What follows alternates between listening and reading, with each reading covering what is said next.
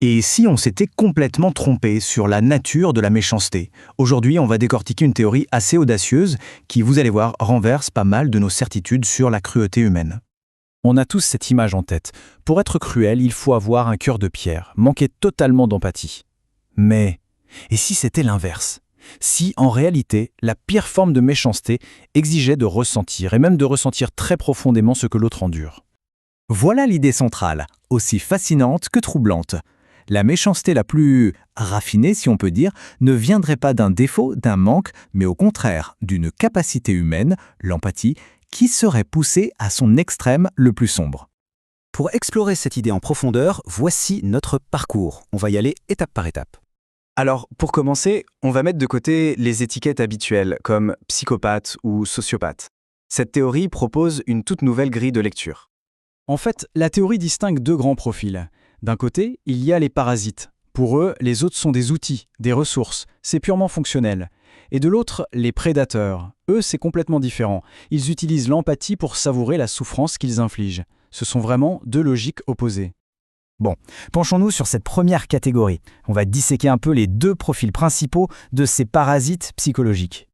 Regardons ça de plus près. Même si le psychopathe et le pervers narcissique sont tous les deux classés comme parasites, leurs mécanismes internes sont très différents. Le psychopathe, lui, est froid, calculateur. Le mal, c'est juste un outil pour obtenir ce qu'il veut. Le pervers narcissique, c'est plus complexe. Il agit par réflexe de survie, dans une sorte de combat permanent pour protéger son ego qui est en fait très fragile. Et voilà la clé pour comprendre le pervers narcissique. Pour lui, la méchanceté, ce n'est pas vraiment un choix moral. C'est un mode de fonctionnement par défaut, presque automatique. Comme le dit l'auteur de la théorie, il dégaine le premier, parce qu'il perçoit le monde comme une menace constante. Attention, là, on arrive vraiment au cœur du réacteur. La partie la plus dérangeante de la théorie, parce qu'elle parle d'une méchanceté qui ne vient pas d'un manque, mais au contraire d'une de nos plus grandes forces humaines.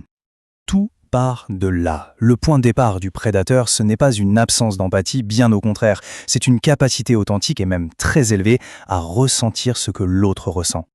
Et on ne parle pas d'une analyse froide, intellectuelle de la douleur de l'autre, Non, non. C'est une connexion émotionnelle profonde, une sorte de fusion avec la souffrance de la victime. Et c'est là que tout bascule. Au moment crucial, il y a un choix qui est fait. Un choix conscient de retourner cette connexion, de la pervertir pour en tirer un plaisir intense, que la source appelle la jouissance. C'est l'empathie qui devient une arme. Ce concept d'empathie noire, c'est vraiment le moteur du prédateur. Et selon cette vision, ça représente le summum de la méchanceté intentionnelle. Ce n'est pas l'absence d'empathie, c'est l'empathie qui a été retournée contre elle-même. Alors, comment est-ce que tous ces profils s'organisent? Eh bien, la théorie propose une sorte d'échelle de la méchanceté, une hiérarchie de la complexité psychologique. Cette échelle est assez fascinante. On part du mal accidentel, celui qui n'est pas voulu, puis on monte le mal structurel, le mal défensif, et on arrive au niveau 5 et 6 qui correspondent à nos parasites. Le 5, c'est le mal purement instrumental, le 6, celui du narcissique, qui ajoute cette quête de domination. Mais le sommet, le niveau 7, c'est la cruauté consciente, choisie, cette fameuse empathie noire. Plus on monte, plus l'intentionnalité et la complexité psychique sont grandes. Pour finir, la théorie va encore plus loin. Elle propose une histoire, une sorte de généalogie de ces différentes formes de méchanceté, et c'est peut-être la partie la plus déstabilisante. Le point de départ, c'est cette idée très forte. La vraie cruauté, c'est-à-dire le plaisir de faire souffrir, n'est possible qu'avec une capacité psychologique avancée, celle de comprendre la souffrance. Sans empathie, il y a de la violence, certes, mais pas de la cruauté. La théorie suggère donc que la méchanceté aurait évolué selon 3 lignées distinctes. D'abord, le parasite froid, une stratégie très ancienne, presque biologique. Ensuite, le parasite narcissique, une adaptation plus sociale et plus récente.